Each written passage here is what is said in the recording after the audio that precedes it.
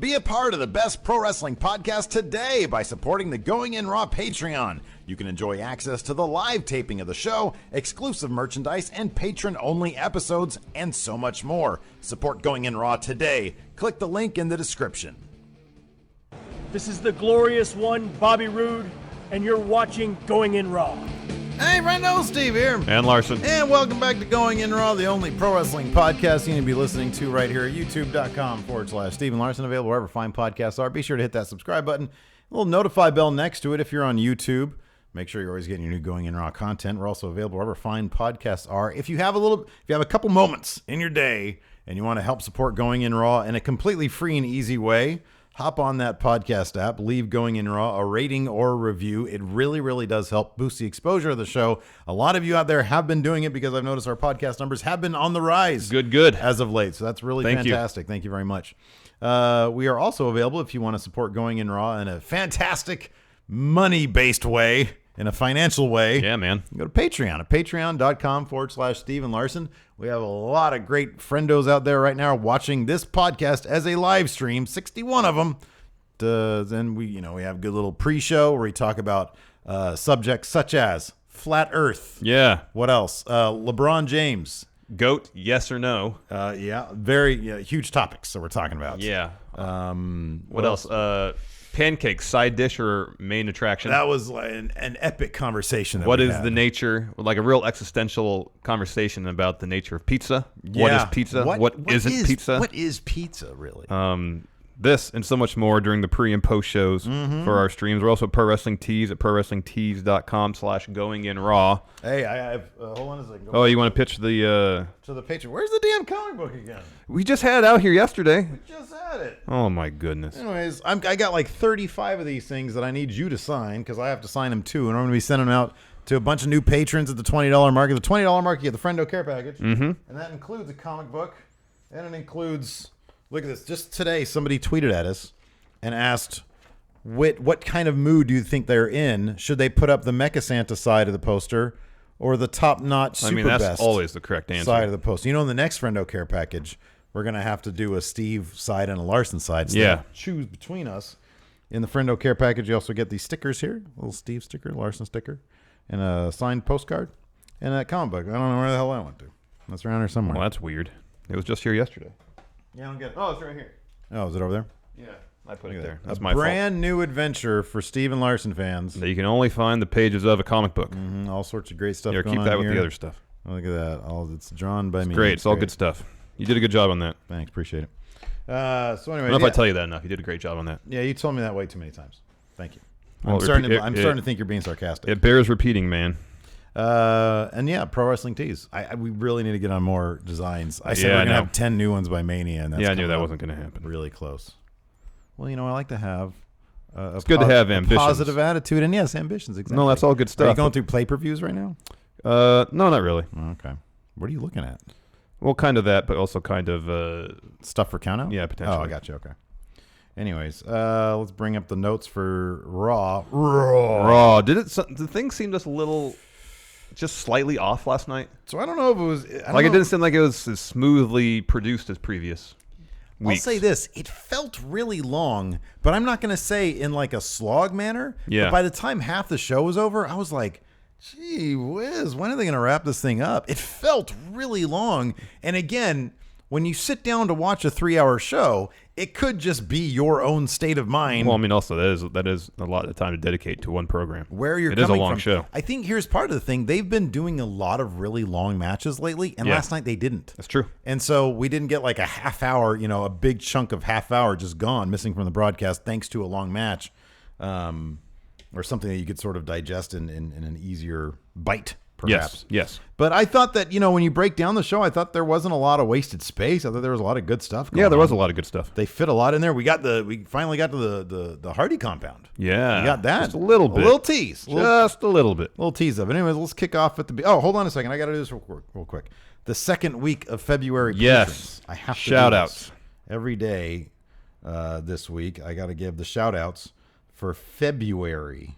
Why don't they pronounce it February? Because that's how it's spelled. February. Anyways, where am I here? Oh, yeah. So, again, want to thank our patrons. This is one of the things you get. From $1 up, you get a little shout-out here. Yeah. Anthony De Francesco, Zach McLean, Derek Galea, Jared Ellis. Let's see here. Nicole Nixon. How do you say this name? Is it Io Taker Neon Beaten? I'm so sorry. That's a crazy name. Crazy in a good way. Very interesting, but I can't pronounce it. Connor Sullivan. Michael Wagenfur. Larson's Black Cat Stepfather. That happened in February. Mm-hmm. The Tapped House. Happy Valentine's Day, Erica. Ooh, that was a little late. Sai Prakash. Taylor Sexton. Stephen Dash. Amy Snuggs. Carnival Williamson. Wow. I can't have another kid because I snipped it. Mm-hmm. But if I had another one, Carnival's a great first name. That is a good name. Let's see here. Eddie A414. Coldwater Larson's Private Valet. Matthew Paul. Matt Brewer. TGX. Oh, he says, don't shout me out. Oops. The returning JC Zephyr. Carlos Davalos. Darius Corey. That's week 2 of the February Patrons. Thank you very much. Kurt Angle comes down, and it's a new man. It's a new Kurt Angle. He's now don't give an F Kurt Angle. 0 F's given Kurt Angle. He says, Triple H, you sucker punched me last week. Get out here and face me like a man. Man to man. And instead, Stephanie comes yes. and she lays into Kurt. She's like, look, you jacked Triple H at Survivor Series, I guess. No, yeah. What was it? Yeah. And then he got you one back. So now everybody's even. Everybody's on the same page. Ronda Rousey comes down. Well, no, Stephanie says, Kurt Angle brings up Survivor Series. Stephanie says, you almost embarrassed us. You almost cost us the most our most important signing ever. Oh, yeah, that's right. That's right. At Elimination Chamber. Yeah. Triple H punched you. Now everybody should be even. Yeah. So that brings out Ronda Rousey. And she says, Stephanie, I've been thinking about it, thinking about who I want to face at WrestleMania. And Stephanie's like, let's get a drum roll now. Ooh. And then right when the drum roll starts, Ronda says, I want you. Yeah. And this is it's gonna take a little bit more time of her being comfortable and getting in the rhythm of things, because it was a little premature when she said you. Yeah. The camera didn't catch her face, I think, like they wanted to. They had to show that in the replay. Yeah. And then commentary had to say, she just said Stephanie McMahon. She wants to fight Stephanie McMahon. Yeah. That being said, I thought it was kind of cool. I don't know. She had some intensity. Yeah. There was some urgency to her performance. She's still, and granted, I don't know if this is what they want her to do character-wise. I don't know yet. When she's getting positive response from the crowd, it's still hard for her to, again, I don't know if this is direction or not, to really take it in and enjoy it. Mm-hmm. It's got to be hard to, separate yourself from the crowd chanting your name and not smile. Especially when you're living out your dream, dude, I cannot stress how difficult it has to be to go out there in front of 10,000 people and do what they do live and not stumble at all. There was one stumble last night, and that was with The Miz when he was talking crap to Rollins and Balor. Yeah. And it's so amplified because it's live. It's in front of so many people. And Miz he's an absolute pro who's a complete 100% on the mic. Yep. He's great on the mic. One little stumble, it's so amplified because of the settings and where they are. It's everybody says, wrestling and what's your work rate like? Being out there. That's one thing that I was such a mark for CM Punk, because man, he was completely comfortable in front of that crowd. He was always in character and seemed to hardly ever stumble over his words. Yeah, exactly. And when he did, it just sounded like a normal dude speaking. It's sort of like Kevin Owens. Yeah, totally. Yeah, exactly. So anyways, I thought it was another good outing for Ronda Rousey. Because it was a long segment, and there's a lot of stuff going on. Again, I don't know if they tell her, hey, if they chant your name, enjoy it, or if they tell her anything, or they tell her, stay in character. I don't know what her direction is. Yeah, and it doesn't take away from the segment. I don't mean to imply that, but I wonder for her as a performance if she has problems or not. Consistency of character throughout the segment when that sort of stuff happens. I don't know. It's such a big role for her to fill on such a bright spotlight. it's going to take a little bit of Yeah, time. yeah, absolutely. So she says she wants Stephanie. That brings out Triple H, and he says, hold on, wait, hold on a second. No, that's not going to, hold on, no, that's not going to happen. No golden shuffle here. That's my wife. She's not on the active roster. And then Kurt Angle says, au contraire. Yeah, it says Stephanie has a contract as executive, but also has contract as WWE superstar. Therefore, she is eligible to wrestle. He said, I make the matches around here. He says, Ronda, it's not going to be you versus Steph one-on-one. It's going to be a mixed match challenge. Kurt Angle and Ronda Rousey versus Triple H and Stephanie McMahon. The Authority's shocked. They try to exit the ring. Triple H tries to get a cheap shot in again. Angle anticipates it. They brawl a bit. Angle goes for an ankle lock. Triple H reverses, tosses him into the turnbuckle. It seems like Steph's about to hit. Oh, that happened before. Steph about to hit Angle. There's a lot of stuff going on. And Rousey caught it. Yeah. There's a lot of stuff happening here, yeah. Yeah, anyways, at one point, Stephanie tried to sneak up behind Ronda when Triple H was on the ground after, Kurt Angle had decked him, but Triple H had countered. Then Stephanie comes up behind. She whacks Ronda. Then Kurt Angle gets the best of Triple H. Ankle lock. Oh, yeah, Ronda goes out there trying to chase down Stephanie. No, Stephanie leaves. Yeah, she leaves. Because Ronda's making mean face at her. Yeah. She leaves. Angle gets Triple H in ankle lock. Steph runs around the opposite side of the ring, pulls Triple H out. Yeah. While she's taking to Triple H, Ronda grabs her by her hair, pulls her up, throws her back in the ring. Samoan drop. Exactly. So we saw a move. Saw a move from Ronda. Now, apparently there was some, you mentioned this during the pre-show. Tommy Dreamer tweeted out, a little bit of a slight adjustment in form to protect the person who's delivering the move. So Ronda in this case. Yeah, exactly. So you don't have the weight of the person you're dropping on your shoulder and injuring your shoulder. Yeah. So again, huge spotlight, going to be a process, but so far she's doing better than I ever could. So that's for sure. Oh, yeah. No, I thought it was an effective segment. I think this is really entertaining. I really like Stephanie and Triple H. As long as this doesn't end up being every single week them coming out and dropping a 20-minute promo like we used to see with the Authority back in the day. I know. Then, if they keep on, if they keep it action-based, it's going to be a lot of fun. The Mania match should be a lot of fun. Yeah.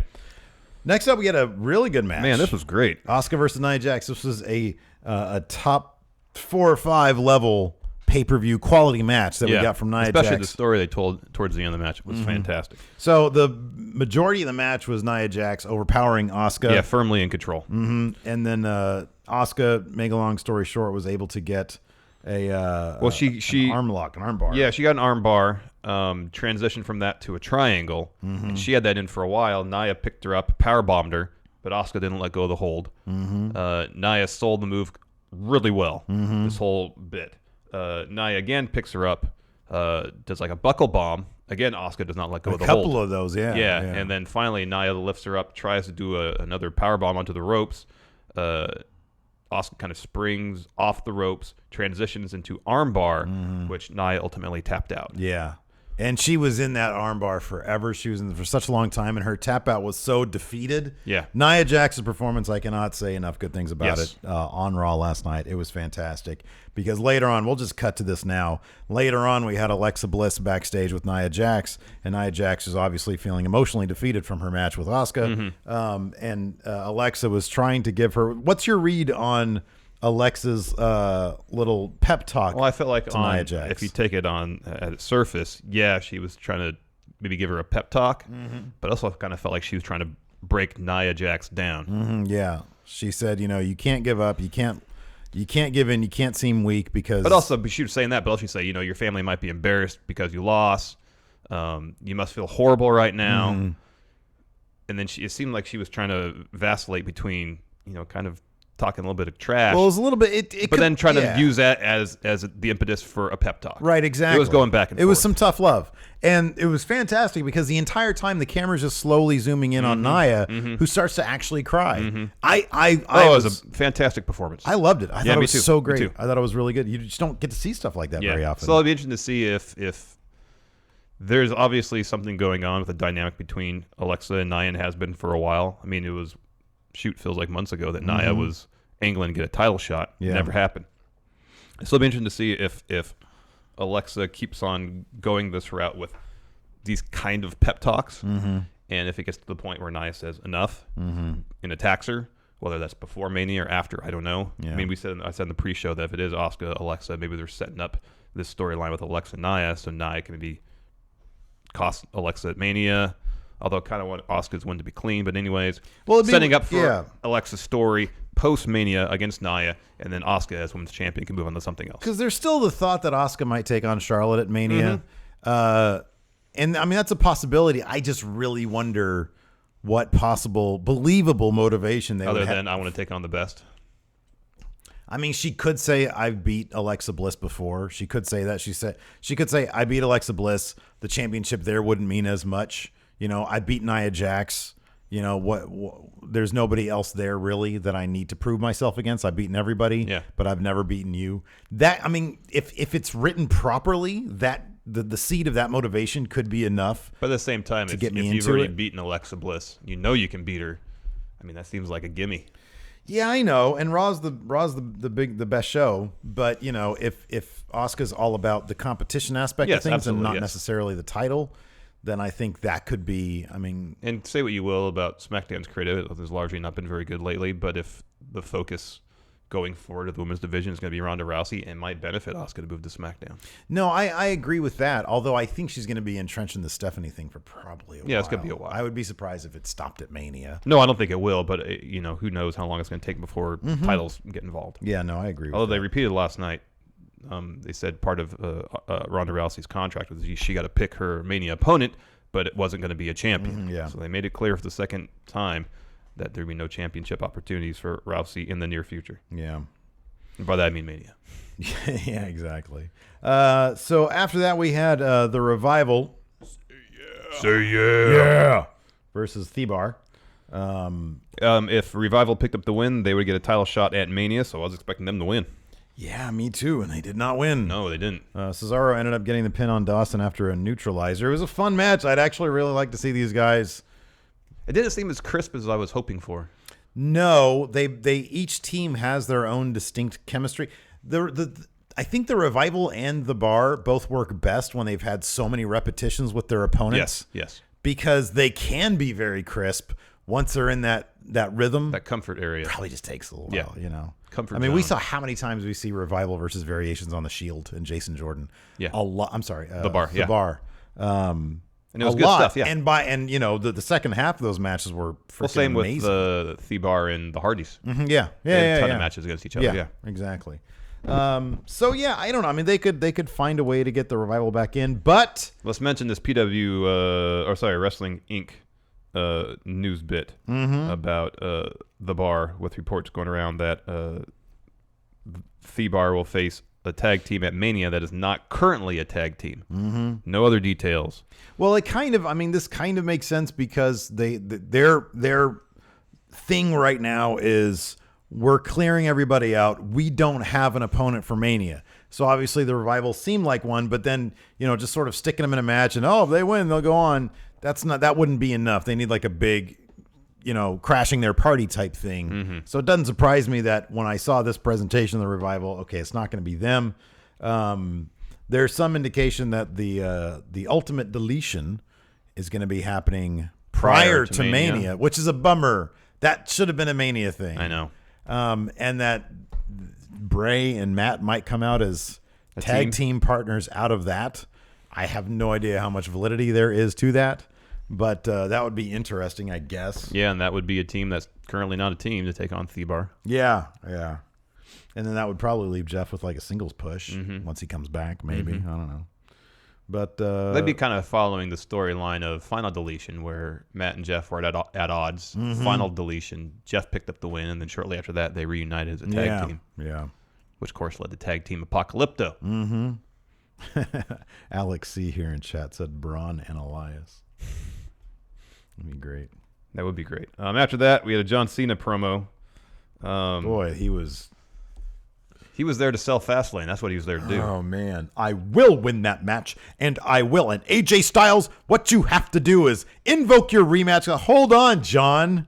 There's like 8,000 other people in that match with you. I know. The odds of you winning that match are not that great. They're actually less than Elimination Chamber odds. His whole promo was lol Cena wins. Really was. And then telling people what to do? I know. AJ, you'll invoke your rematch clause at WrestleMania on the grandest stage of them all. That's just kind of his thing, though. Between that, in the ring, telling people to do stuff all the time. Shouting orders at people? Yeah, man. Dude, come on. I know you've been there for a while, but, there are still people above you in the food chain, man. Tranquilo. Just tranquilo, John.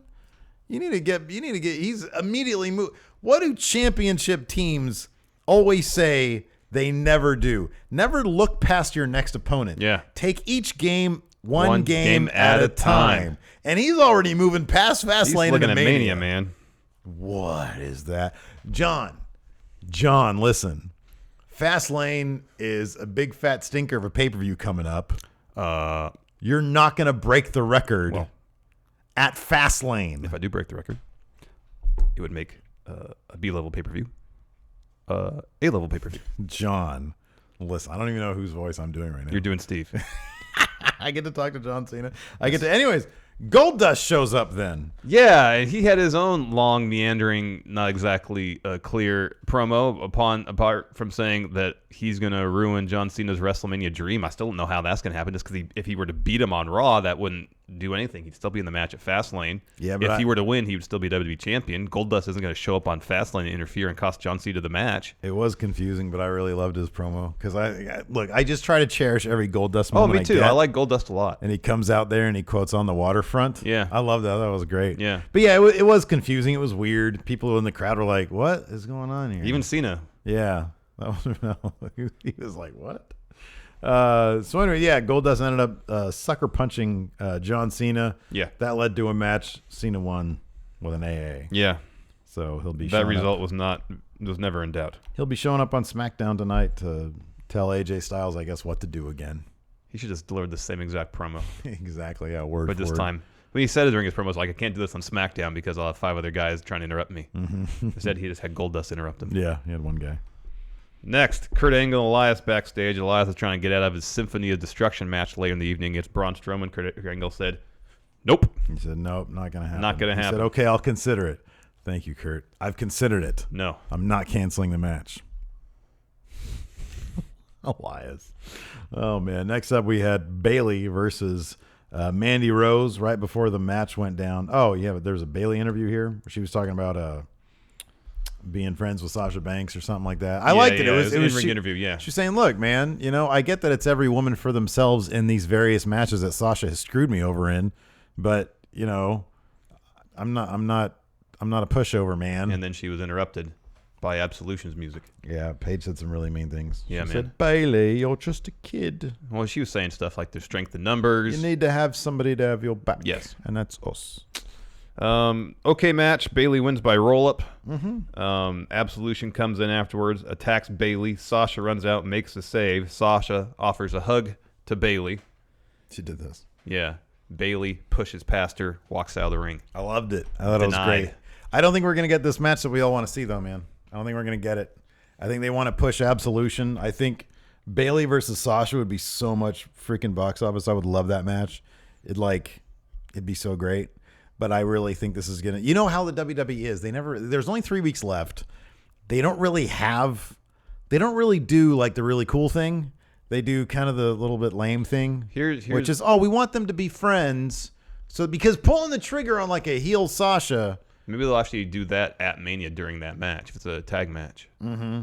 Oh, yeah, maybe, huh? Yeah. Get Absolution over and pull the heel trigger on Sasha. And maybe Sasha... I mean, we said when we heard that Paige was hurt and wouldn't be able to wrestle anymore, that maybe Absolution needs a new, at least in-ring leader. Oh, I would love that. That'd be great. Why not have Sasha take that role? That'd be really cool. That'd be good. So, yeah, it could be. Look at that. We just booked it. Good job. Good job, And then us. maybe at SummerSlam... SummerSlam we get that. Or Money in the Bank. Yeah.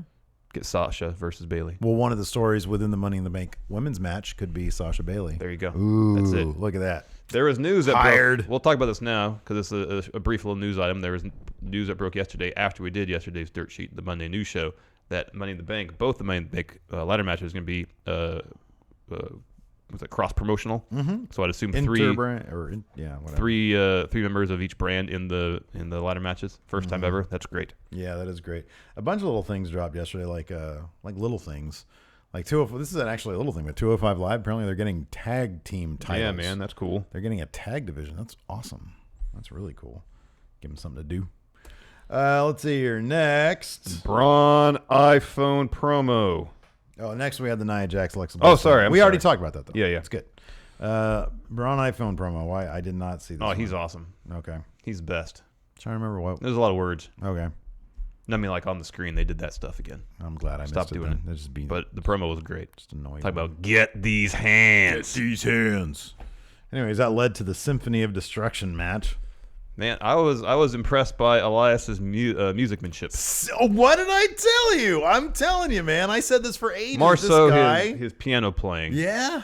But he managed to hold the beat on the drums fine. Yeah. I'm telling you, man. I think he knows a little bit of everything. That's fine. Yeah. I don't necessarily think he's a virtuoso on any of them, but he knows how to play I think in instruments. guitar, he's a virtuoso.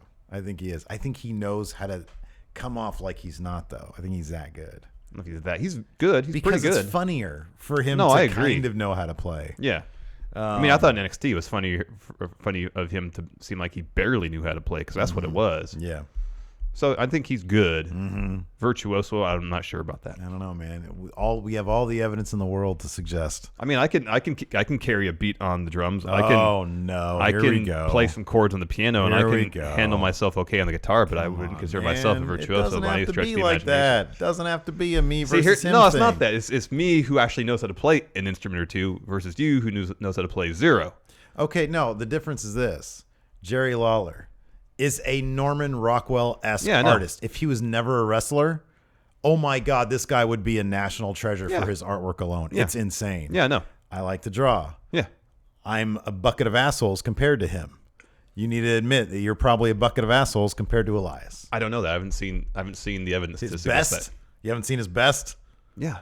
He's good. I mean, you've said for a long time you think he's really good. I haven't seen that yet. He's good. I think he's pretty good. I think he knows what he's doing. And it's impressive that he can just get behind an instrument and play it. Bang, just like that. Oh, I loved it. It was great. No, it was great. So they had a piano out. Listen, here, hold on. I'm not trying to tear down Elias or disparage his musical talent. I don't think you are either. because they're there. I think we have evidence that he's a virtuoso. He's very good. But the evidence suggests that he's more than very good. That he's great. Virtuoso. We'll have to ask him.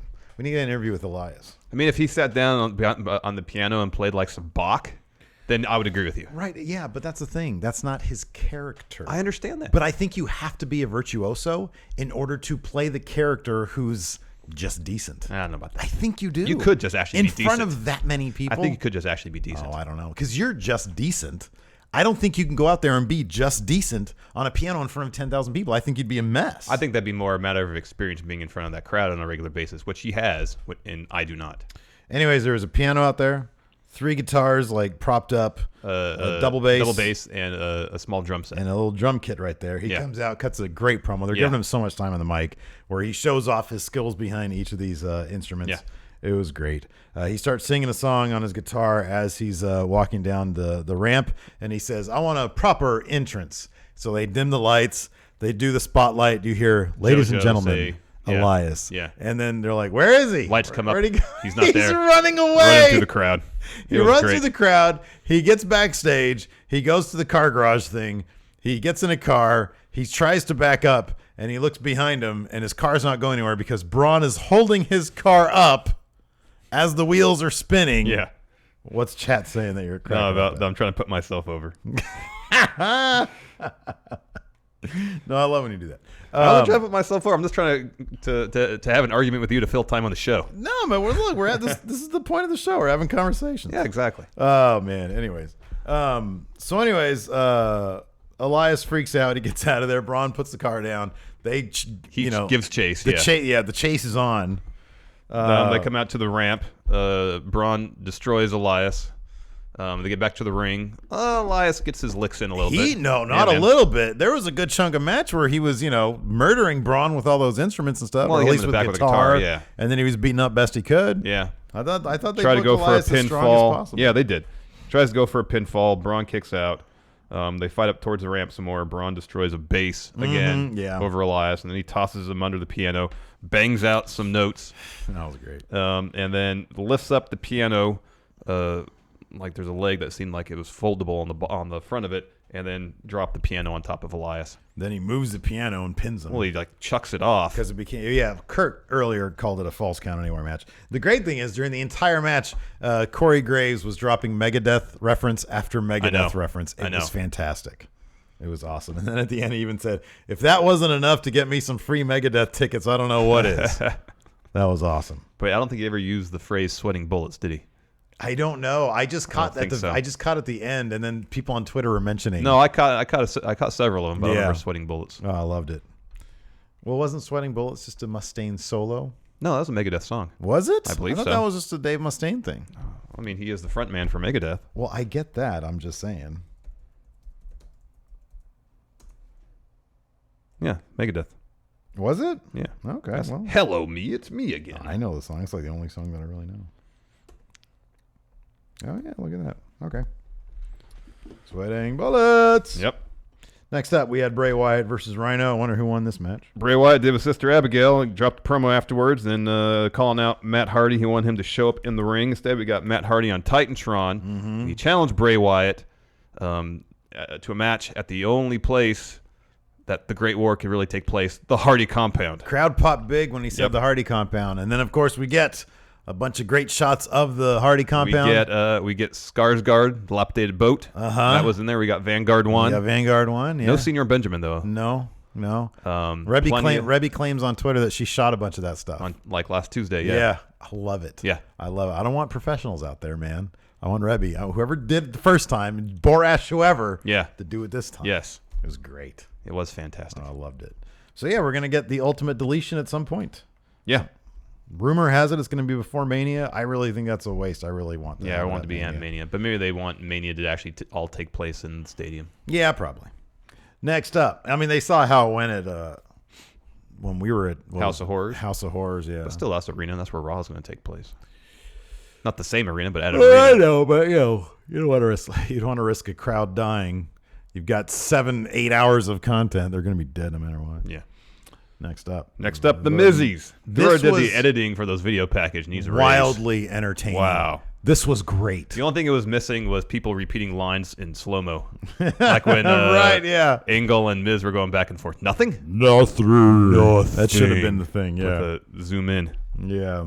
So anyways, he was doling out awards, Mizzies to Seth, Finn, and of course Kurt Angle. There's one great bit where it was like the category was worst decision made by a GM. Oh, yeah. And it was all Kurt Angle. And one of them was, because they had like announcer voice doing the nomination specifics, and it says, bringing his bastard son up to Raw. Somebody noted too, I forget who is this in chat, somebody noted that, and maybe it was on Twitter, that in the opening segment when Stephanie was talking about Kurt needing his job, she said, how many kids do you have? 4? And he said 5. Well, it would be 6 if you included Jason Jordan. So he essentially forgot about Jason Jordan, which is great. Maybe he meant kids who need to be fed, because Jason Jordan has his own money. Well, that wasn't the question Stephanie asked. I know. It was just how many kids do you have? I know. It was great, though. Oh, and he's got a little 1-year-old, little baby Angle. That's cute. Finally, he was going to give out the Lifetime Achievement Award to himself, but he was interrupted by Seth Rollins, who himself was interrupted by Blue Balor. Oh, I love Seth's reaction whenever Balor shows up, and Balor just with that big old smile of his, and he still does the thing with all that. And he's really happy with himself. So apparently they've been teaming up on the house show circuit to get their chemistry, I guess. But I love Seth and Finn together. Their chemistry is fantastic. Mm-hmm. I would love to see a genuine feud between these two. Oh, same. I think that'd be fantastic. It'd be really great. So we got kind of that. We're gonna get we got a tag match with 3-on-2 tag match. Yeah, 3-on-2. It was Seth and Finn versus Miz and the Miztourage. There was a couple spots where there was some unanticipated tags between Finn and Seth that caused some tension between the two of them, but didn't cost them the match because Seth tagged himself in right as Finn was setting Miz up for a coup de grace. Seth hit a stomp on Miz, picked up the win. After the match, Kurt Angle comes out and says, Miz, I'll tell you who your Mania opponent is. It isn't Seth. It isn't Finn. It's both of them. Mm-hmm. Triple threat match. Yeah. Mania for the Intercontinental title. Seth and Finn both very happy. Yeah. Well, Finn really happy. Seth was more, I don't know, I guess he was happy. He was But he wanted his own opportunity. He wanted his own match, and they both stare at the WrestleMania sign. Whereas Miz has looked upset. Yeah.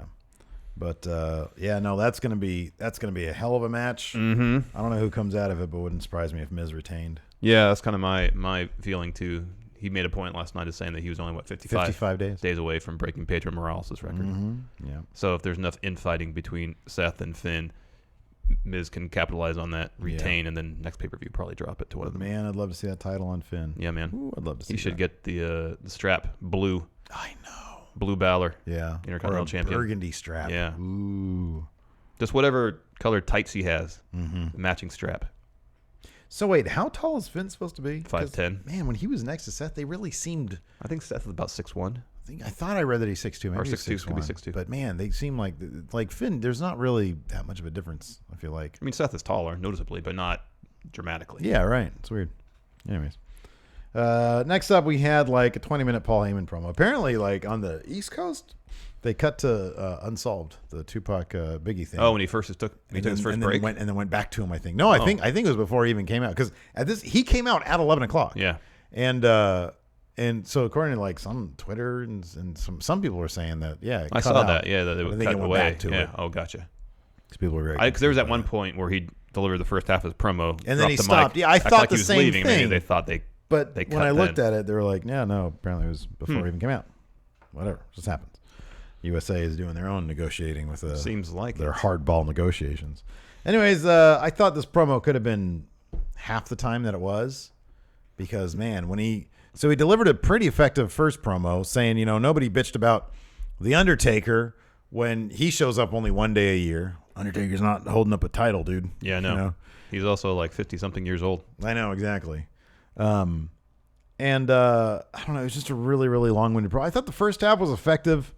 And then when he stepped back in to call the Universal title Brock Lesnar's bitch, I thought that, I don't know, I just thought it was wonky.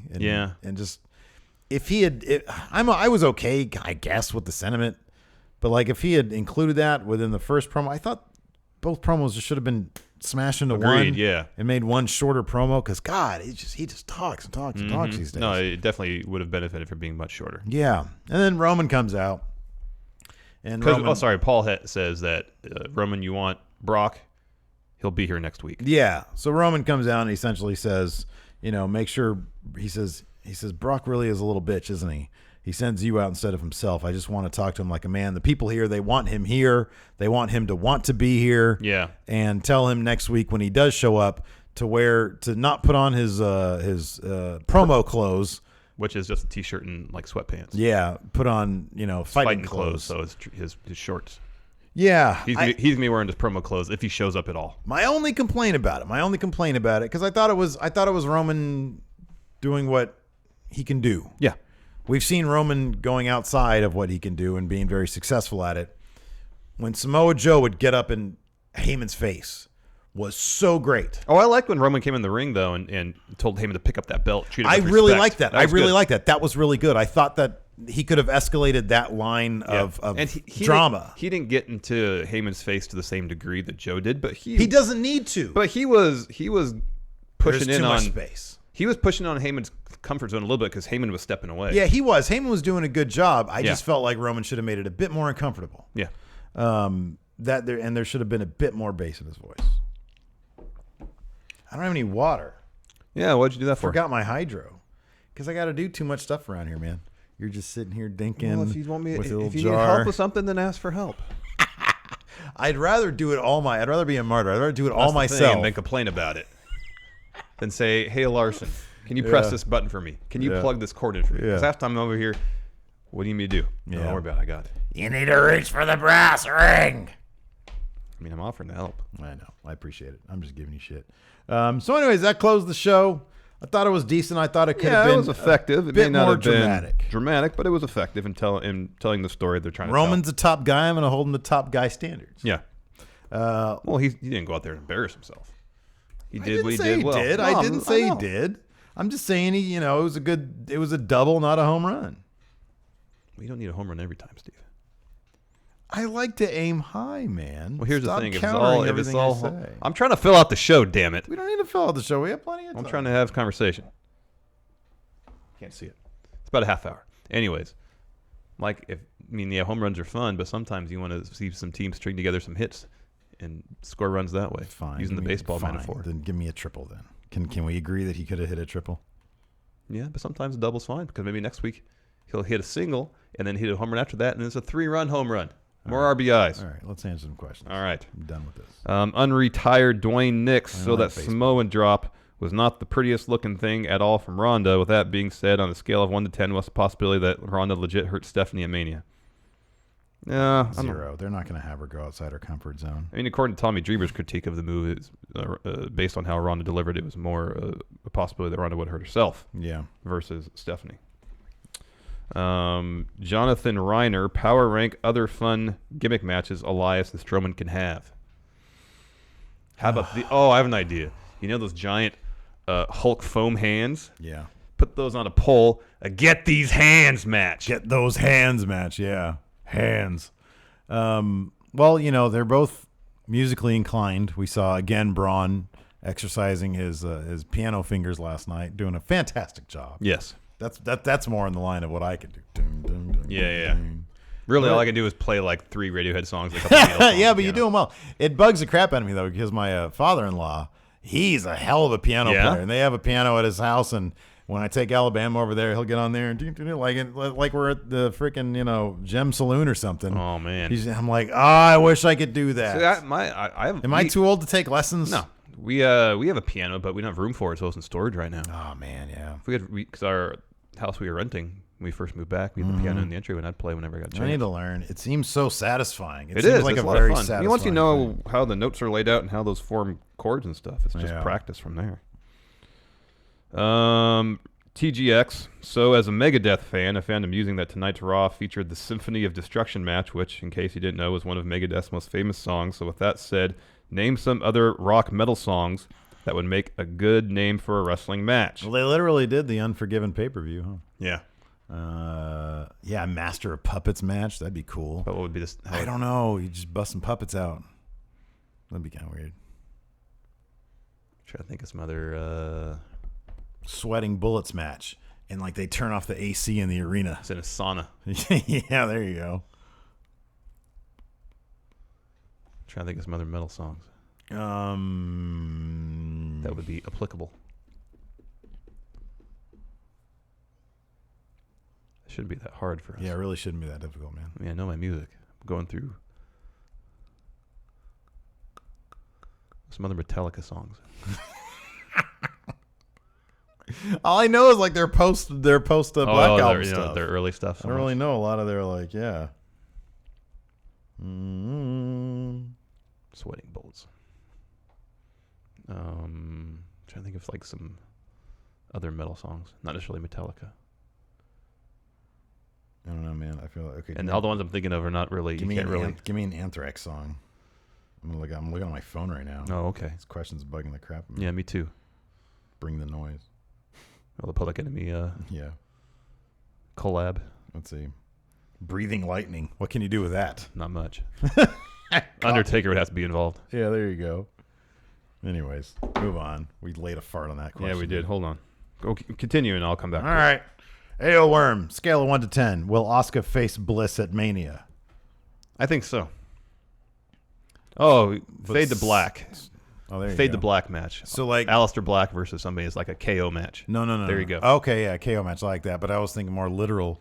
It's a 15-minute time limit, and the lights are going down at that time over limit? That period of time. They're dimming during that period of time. Or the lights just go out randomly for a period of a minute. That would have been a more effective use of Bray Wyatt's satanic powers and projecting. Just turn the lights out. Yeah. Yeah. I mean, that's established that he can do that. So on a scale of 1 to 10, what do you say it is? What are the odds that we get Bliss versus Asuka? 8. 7.5. Sorry, 7.5. Yeah, I'm like at 6 right now. I'll say 6. Daryl Takahashi, Power Rank instrument spots the Elias match should have used. He says he would have loved to have seen Elias's head go through an accordion. Yeah, I was going to say an accordion too. Yeah, accordion's that's like the ultimate comedy device or comedy instrument. I think Weird Al used the accordion, didn't he? Yeah. Here we go. Phenomenal Blitz. Now that Chicago is all in, Yeah, man. power rank 5 ways. By the way, when I go to All In, I'm going to wear my Gigi Allen shirt. Oh, dear. And I'll be like, what? I thought this was a Gigi Allen convention. That was a Gigi Allen convention. Power rank 5 ways CM Punk can show up at the... Oh, there you go. Have a Gigi Allen match where people just throw poop at each other. Oh, dear. Power rank 5 ways CM Punk can show up at the event. Well, he can go via car, Yeah. helicopter, Public transit. motorbike, or Hovercraft. There you go. One of those jetpack things that the Army's developing. Yeah, man. The glorious Steve Klain. Do you think Husky Harris will make an appearance coming out of the Lake of Reincarnation? Oh, that'd be funny. I really hope they get That'd be pretty really cool. weird with it. I know, me too. I really want them to get weird with it like that. I think it'd be great. Jose GGR, is Chris Jericho the best overall mic work, ring work, psychology, etc. wrestler of all time? I don't think he's best ever, but he's top 10. After that match he put together at the age of 47, putting together a 5-star match. Are you kidding me? Maybe. I don't He's know. up there. Yeah, he's definitely up there. I mean, I can kind of only speak for, the 1980s and on. You got to put Flair in the conversation. Oh, yeah. You got to put Stone Cold in the conversation. Yeah, but by the time he put everything together in terms of like his persona, his wrestling, because of the own art thing, Yeah. his wrestling wasn't. He was a What brawl. it used to be, I know. Yeah, he was but a he's still brawler. good with ring psychology. No, yeah, he was great. Yeah, no, it's probably Flair. I mean, it's probably Flair. Come on, the guy was like the greatest promo of all time and one of the greatest in-ring performers of all time. Mm-hmm. But then I'm not really sure about if you go back like within the context of their time.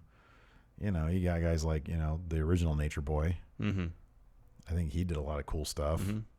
Who was the one we saw in black and white running all around place the other day, like in gift form or something? Oh, that was Buddy Rogers. That was Buddy Rogers. Against Yeah. Luthez, yeah. Yeah.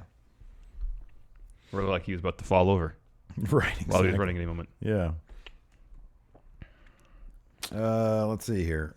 Larson's Black Cat stepfather. We've kind of gone over this before, but 5 WWE superstars that need a change in entrance music. Number 1 is Baron Corbin. They really should never have changed. Yeah, his they need to go entrance back to his music. previous music. It was way better. Whenever I hear his intro to it, I feel like it's a Bludgeon Brothers. Yeah, no. Oh. Dolph Ziggler. They're all on SmackDown. Yeah, I know.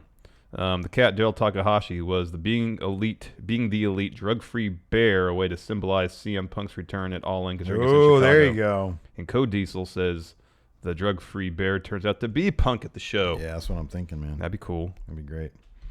Ben Hyken. What was the point of the Cena Goldust promo? I honestly don't know. Just to promote Fastlane. That was the point of it. Well, that's what his promo did, but what the purpose of sending Goldust out there? So Cena could have a match on Raw. There was any number of other people. Look, I No, love I know. Goldust. I'm just saying, like, there should be some significance to it. Ooh, bronze grappling hook. Would you guys like to see Stephanie and Triple H bring up Shayna Baszler to face Ronda?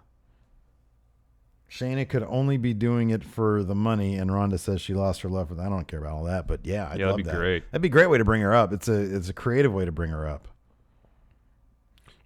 Custard Cannon, Jared Ellis. With WWE signing so much independent wrestling talent over the past 5-10 years or so, power rank who you think is most likely to end up in the WWE Hall of Fame. Personally, he says he'd like to see AJ Styles since he grew up watching him in TNA. They're going to have to expand the number of people Number one, the number of people and the pattern that they use, because it's like one woman a year. I know. We're getting to the point where you're going to have to start doing a couple more than that. I know. As far as the people signed directly from the indies, Seth Rollins.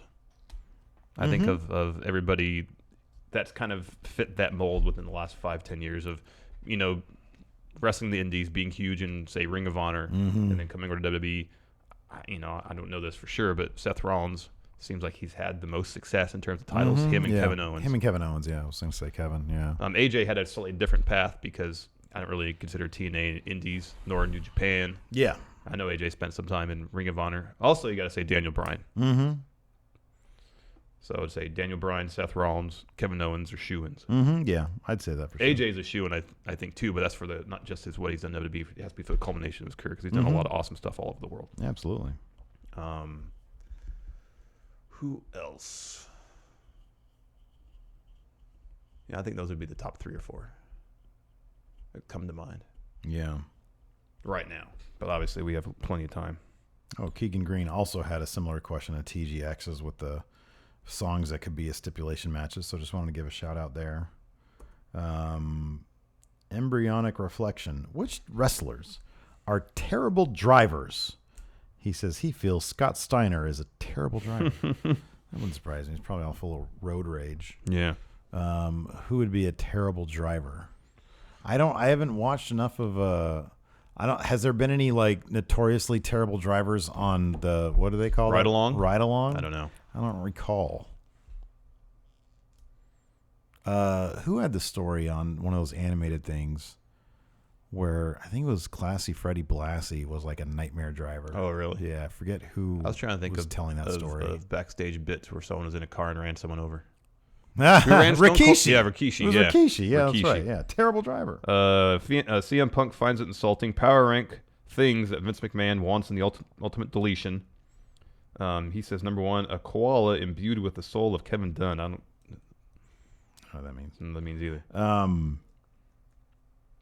I think if the reports are true, Vince is just a fan of. Here's the thing: it's going to be like they're going to bring out the classics. Yeah, and so I know your point about they need to do some new stuff, and I hope they do. But I think there's a good middle ground. Oh, I mean, as long as they have the hallmarks of the whole thing, you get the boat, and then you add to it. You get some fireworks. Mm-hmm. You got to have Senior Benjamin in there. And here's the thing. Don't make it a one-time thing. Remember how far TNA went with it? They had Tag Team Apocalypto. Mm-hmm. Do that. Have various superstars. Well, then from there, they went to the Expedition of Gold. Yeah. They had the Hardys go to promotions around the world to get more belts. Yeah. Jerome Murray, would you guys be okay with Matt and Bray doing their ultimate deletion at Mania and not actually being in-ring on the show? Yeah, man. I prefer that. I think that's how it should be. Same here. Absolutely. People would get a kick out of it. Oh, here's a great question from Sean Woolsey. Not WWE-related question, but power rank matches that will get Steve to strong style evolved. Whoa. So, I mean, granted, Young Bucks versus the Golden Lovers has already... That alone should get your butt in your seat. That alone is 43%. So another match of that quality, right? Well, give it to me. Would be another 43%. Who should Okada face? Oh, that's the big question, isn't it? Or Naito. What if we get... Well, I'd want Okada. I'd be Okada. All right. It'd be Okada versus... I don't know. Who do I like?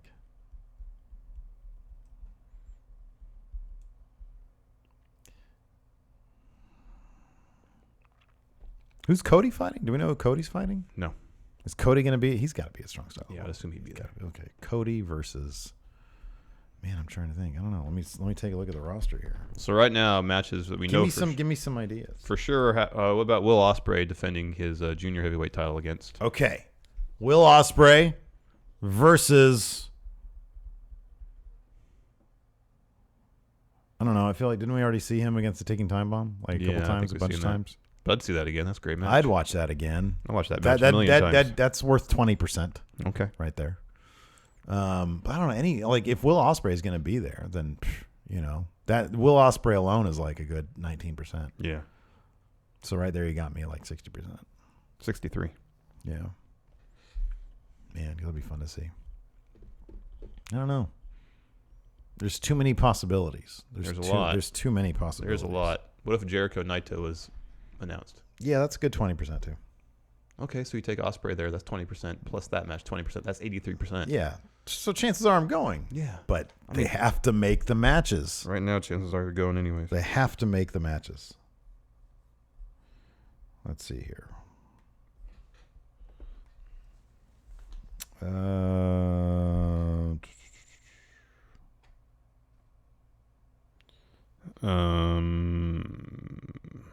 Oh, Broken Steve. So after another solid promo from Roman, how do you see his face-to-face with Brock going?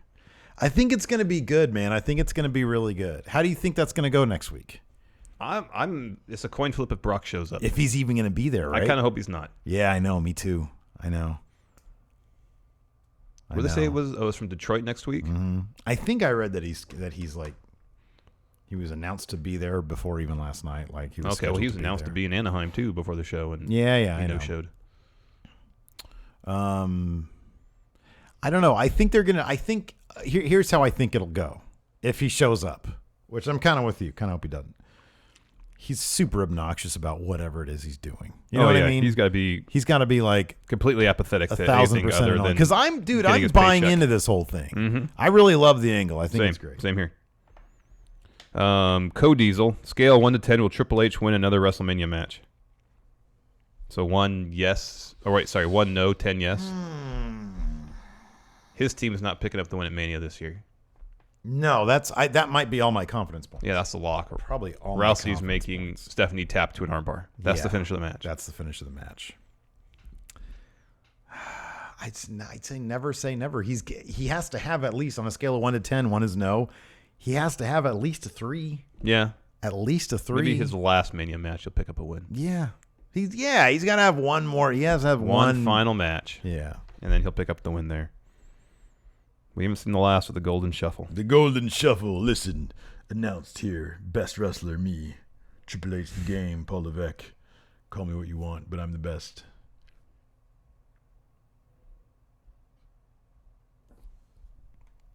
That guy. Which superhero would do the best in WWE? What? Who? What? Which superhero would do the best in WWE? Won't be Superman. Yeah, I guess so. You know, I mean, he'd be like no one could beat him. He'd be like nobody could beat him. Yeah, he'd be like the Brock Lesnar. But who'd be most over? Probably the Hulk, because you get that little Bruce Banner guy in there, or David Banner, whatever his name is. You get him in there, yeah, and then Kevin Owens spits on his face or says he transforms something rude. Essentially to Braun Strowman. He turns into Braun Strowman and destroys people. While Hulk wins. Yeah, Superman would be more like Cena. People would be like, "Oh, you again." I mean, it's kind of the reaction to Superman's movies. They're like, "Oh, he's not that interesting of a character." Oh, this is actually he interesting. Just always take wins. on it. This is actually something that we haven't really even talked about. What? With Miz and Maurice's daughter due near Mania, do you think it's a given that he's going to drop the IC title so he can take some time off and be a dad? It's entirely possible. That could be, right? Yeah, okay, that could be a thing. That changes things then. Yeah, that's entirely possible. That's actually really plausible. I mean, I know he's got, some people just, they want to be there for all that stuff. Yeah. Well, he's made it known that he wants to be there for all that stuff. Mm-hmm, yeah. All right, you want to do play-per-view? I'm sure there are people who don't want to be there for that stuff. I enjoyed being there for that stuff. Mm-hmm. I got WrestleMania 23. We're going to do WrestleManias from here on out. Oh, wow, okay. You have 23? Yeah. All right. What did we do last time? Did we do 2 and 3 last time? We're just going to skip around. Yeah, we'll skip around. You have which one? 23. 23? Okay, I'll do... what's this one? It sounds like it's probably a crap one. How many matches do you have? 9, including dark match, so 8. I could do either. Okay, I'll do 26. All right. I'll do 26. And you have how many matches? 9. 9? Oh, God, I have 11. So I will start... Any of them dark matches? The first one's a dark match. All right, let's do the last 9 then. Okay. I'll go first. In a lumberjack match during the pre-show, a dark match, Chavo Guerrero and Gregory Helms versus Carlito and Ric Flair. What is this? What kind of match is this? It's a lumberjack tag match. A lumberjack tag match. Okay, so there's a bunch of lumberjacks out there. Carlito and Flair are probably the bad guys. I'm going to say bad guys find a way to win. Ric Flair and Carlito. Yeah. Okay. In a triple threat match, Randy Orton versus it's all of what are their name? Legacy, I guess. Randy Orton, Cody Rhodes, and Ted DiBiase. Oh, Orton's got to win. Yeah, very good. In a Money in the Bank ladder match, the participants were CM Punk, Edge, Finlay, Mr. Kennedy, Jeff Hardy, King Booker, Randy Orton, and Matt Hardy. Punk won. Nope. No? Mr. Kennedy. Oh, worst. Poor guy. In a Money in the Bank ladder match, we had Shelton Benjamin, MVP, Matt Hardy, Kofi Kingston, Jack Swagger, Christian, Dolph, Drew McIntyre, Evan Bourne, and Kane. Jack Swagger. Very good. Kane versus the Great Khali. I think they were pushing Khali at the time. I'll say Khali. Okay. Singles match. Sheamus, the Celtic Warrior, versus the Golden Shuffle Triple H. Sheamus. Wrong. The Golden Shuffle Damn. strikes again. This is WrestleMania. I got to get my KDS up. Yeah, I guess so. Chris Benoit. KDI. What is it? What was it? KDR. Chris Benoit versus MVP for the United States Championship. MVP. No, really? The cripple or crossface guy? Singles match. Singles match. CM Punk with the Straight Edge Society versus 619 Rey Mysterio. Mysterio? Good. Yeah. All right. Correct. Next, for the World Heavyweight Championship, Batista, the champion, versus The Undertaker. Undertaker won. Okay. In a no-holds-barred lumberjack match with Bruce Hart as special guest referee. Oh, Bret Hart. I'm taking on Vince McMahon. Oh, Bret. Yeah, Bret won. And I broke his ankle, and I stood over him and said, fuck you. Yeah. In the 8-man tag match, the ECW Originals, Rob Van Dam, Sabu, Tommy Dreamer, and the Sandman, versus the New Breed, Elijah Burke, Kevin Thorne, Matt Stryker, and Marcus Corvon. All right, man. This is either at the beginning of a push for those guys or the fizzle out of a push. I'm going to say it's the beginning of the push. Those guys, the New Breed. No, really? EC, good for them. Wow. Usually they bring out those old guys to lose. In a singles match for the World Heavyweight Championship, the champion, Break the Wall, Chris Jericho, versus the challenger, Edge. Edge. No. Damn. Next, Umaga versus Bobby Lashley. Oh, wow. Oh, God. Yeah. Oh, man. Lashley won. Yeah. Yeah, okay. Oh. Not Lashley winning, but No, just not the- Lashley winning. The whole stipulation. Yeah. Stipulations. Yeah. Talking about fuck you. In a 10 Diva tag team match, 5-on-5, like a Survivor Series match. One team was Beth Phoenix, Eve Torres, Gail Kim, Kelly Kelly, and Mickie James. The other team was Alicia Fox, Layla, Maurice, Michelle McCool, and Vicky Guerrero. First team. No. Damn. Michelle McCool won. She's Damn. my wife. Of course she's going okay. over. In a Lumberjill match for the WWE Women's Championship, Ashley versus Melina. For the women's championship? Uh-huh. I'll say Ashley. No. Fuck. Okay. In a singles match for the WWE Championship, the champion, Batista, versus the challenger, John Cena. Lol Cena wins. Very good. For the WWE Championship, main event, John Cena versus Shawn Michaels. Say Lol Cena wins. Yeah. And finally, in a no disqualification streak versus career match, The Undertaker versus the Heartbreak Kid, Shawn Michaels. Undertaker. Very good. You I beat win. me by one. I win. Good job. Good for me. Should never bet on, what were those guys called that took on the ECW originals? The New Breed? New Breed. What the hell is that even? Anyways, another rousing episode of Going in Raw. Yes. In the books. In the books. In the books. So yeah, that's it. Thanks That's for it. watching. Thanks, everybody. Can we get some music, please? There's a little bit of music. Indeed, some we have tunes music. for you. Music. Until next time, we'll talk to you guys later. Bye.